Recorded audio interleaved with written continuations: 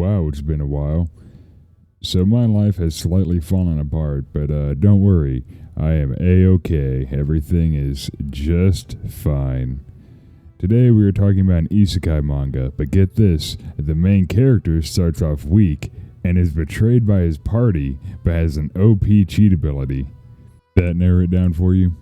I'm talking about Dungeon Seeker, a revenge dark fantasy video game isekai written by Sakamoto666 and illustrated by Mizu Seijiro. This manga is actually kinda unknown from what I've seen, which I actually haven't seen anything because I typically don't look up what other people say about my most niche likes. But before we begin, I'm going to let you all know I'm using a new mic. This mic actually costs money, and I don't know how it works, but bear with me while I tweak with some audio settings and try and get things figured out. Also, I know times are tough, so I'm not going to e-beg, but what I am going to ask, please share this video around, like, and subscribe. That really does help. This manga sounds pretty generic, but it chooses to scratch that itch that other betrayed hero isekai manga don't really do, which is brutal violence, an actual plot, and a pretty decent message. It's not totally nihilistic. I'm specifically going to compare this manga to Berserk just to piss off a certain Kentuckian. But yes, Dungeon Seeker differs from Redo of Healer, in which the main character is just a violent murder hobo, not a rapey murder hobo. That one chapter doesn't count.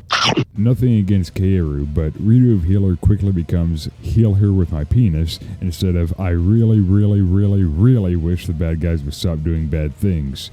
I mean, the village slaughter part and competitive inner grappling of the childhood best friend happens, and Kaeru just doesn't really care.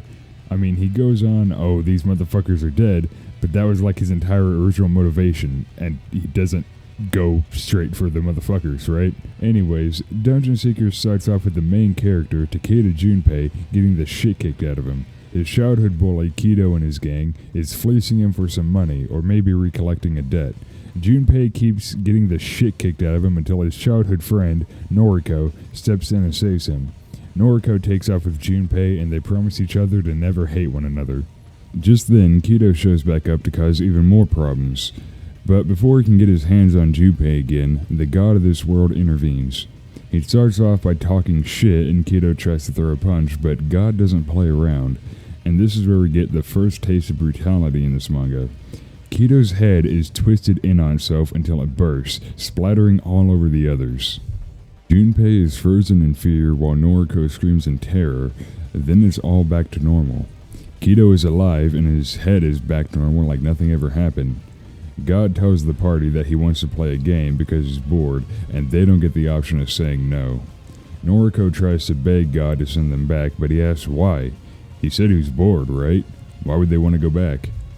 Just then, Junpei realizes that this god is absolutely insane.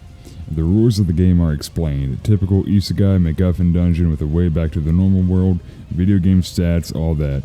Kido gets the strongest stats, while Junpei, of course, gets the weakest stats, with no job class and only one skill. Now this sounds like total generic isekai slop, but I guarantee you this manga goes pretty damn hard. Spoilers beyond. The dungeon is pretty dark, with enemies that act as tests for Junpei. We specifically learn from God later on that every floor of the dungeon has to be beatable in one way or another, but if Junpei fucks up his build, which he does to a hilarious degree, then he can die the moment he steps on the floor.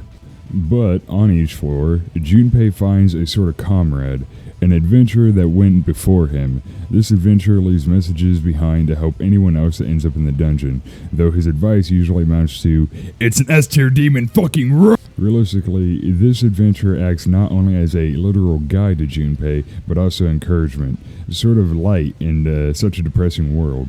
It's no joke how much his character really helps keep the mood of the manga from going into just boring torture porn, and there are a few other characters like this as well. A much more pretentious YouTuber would compare this adventurer to a Virgil-type figure.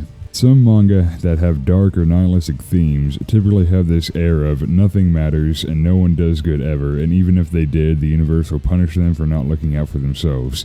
Though there is one chapter that really does the do you give a shit test about this random adventurer that leaves notes behind. I'll let you all read that on your own, though, and come to your own conclusions. I personally thought it was very compelling and very good, but some of you might disagree. Next, let's talk about Mugetsu. Halfway through the manga, when God decides to send Junpei out of the dungeon to balance his stats, he accidentally sends him into a hot springs where a woman is bathing. The woman surprisingly acts extremely nonchalant about the whole situation, with God saying that they, quote-unquote, weren't supposed to meet yet. The next time we see her, Junpei arrives on the floor to find the boss of the floor dead already and a small cabin standing in the middle of the area. Junpei remains on high alert whenever he enters, and finds the girl sitting on a couch, eating chips and watching Idol DVDs. Junpei doesn't recognize her at first, but understands immediately when she says that's their second time meeting.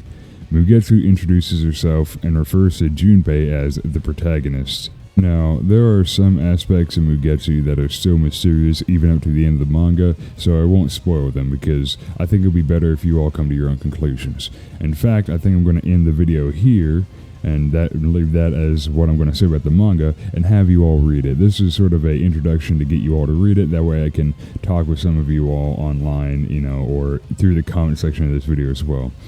It's a short read. You can knock it out in an afternoon. It's only 32 chapters.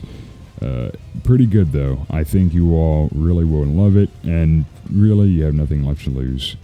I get some might be burned out of isekai revenge plots, but I really think that Dungeon Seeker is unique from the others in that it's just a simple story that says what it has to say, shows off some fucking gnarly violence, and then ends. Alright, that'll be all. Remember to do the YouTube shit, share it with your friends, and that's it. I kill myself too!